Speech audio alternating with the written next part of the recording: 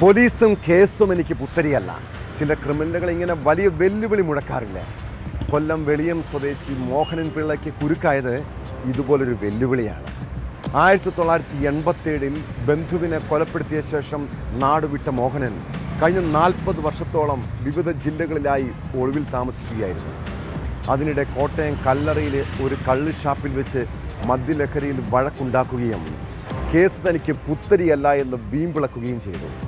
അതിൻ്റെ അടിസ്ഥാനത്തിൽ സംശയം തോന്നിയ പോലീസ് ഇയാളെ ചോദ്യം ചെയ്തതോടെയാണ് 4 പതിറ്റാണ്ട് മുൻപുള്ള കൊലക്കേസിനെ കുറിച്ചുള്ള വിവരം ലഭിച്ചത്.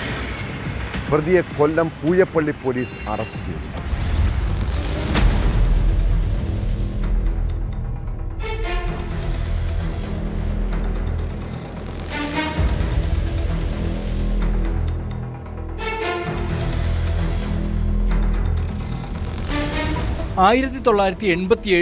കേസിനാസ്പദമായ സംഭവമുണ്ടായത്.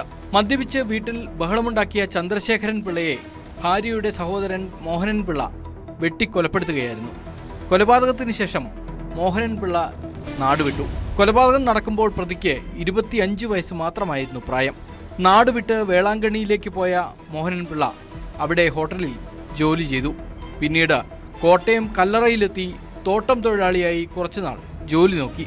അവിടെ രാജൻ എന്ന പേരിൽ വിവാഹം കഴിച്ച് കുടുംബമായി ജീവിക്കുകയായിരുന്നു ഇയാൾ. കഴിഞ്ഞ ദിവസം മോഹനൻ പിള്ള കോട്ടയം മെഡിക്കൽ കോളേജിൽ ചികിത്സയ്ക്കായി പോയപ്പോൾ വെളിയം സ്വദേശിയെ കണ്ടുമുട്ടി. ഇയാളോട് നാട്ടിലെ വിശേഷങ്ങൾ അന്വേഷിച്ചു. ഇതാണ് പോലീസിന് പ്രതിയിലേക്കുള്ള വഴി തുറന്നത്. പോലീസ് കഴിഞ്ഞ കുറേ നാളുകളായി ഈ കൊലപാതക കേസ് കോടതിയിൽ പെൻഡിങ് ആയതുകൊണ്ട് പല രീതിയിലുള്ള ടീമുകൾ രൂപീകരിച്ച് അന്വേഷിച്ച് വരികയായിരുന്നു. ജില്ലാ പോലീസ് മേധാവി ഷാജി സുഗുണ സാറ് ചാർജ് എടുത്ത ശേഷം പ്രത്യേക നിർദ്ദേശം തരികയും പ്രതിയിൽ നിന്ന് കിട്ടിയ ചില സൂചനകൾ, നാട്ടിലെ ചില ആൾക്കാർക്ക് കിട്ടിയ ചില സൂചനകളുടെ അടിസ്ഥാനത്തിൽ കോട്ടയത്ത് കല്ലറ എന്ന് പറയുന്ന സ്ഥലത്ത് പോലീസ് എത്തി പ്രതിയെ അറസ്റ്റ് ചെയ്യുകയായിരുന്നു. കല്ലറയിൽ കള്ളുഷാപ്പിലായിരുന്നു പുതിയ ജോലി. അവിടെ മദ്യലഹരിയിൽ വഴക്കുണ്ടാക്കുകയും കേസൊന്നും തനിക്ക് പുത്തരിയല്ല എന്ന് വീമ്പിളക്കുകയും ചെയ്തു.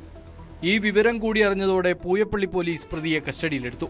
വിശദമായ ചോദ്യം ചെയ്യലിൽ ഇയാൾ കുറ്റം സമ്മതിച്ചു. പ്രതിയെ സഹോദരിയും ബന്ധുക്കളും തിരിച്ചറിഞ്ഞിട്ടുണ്ട്.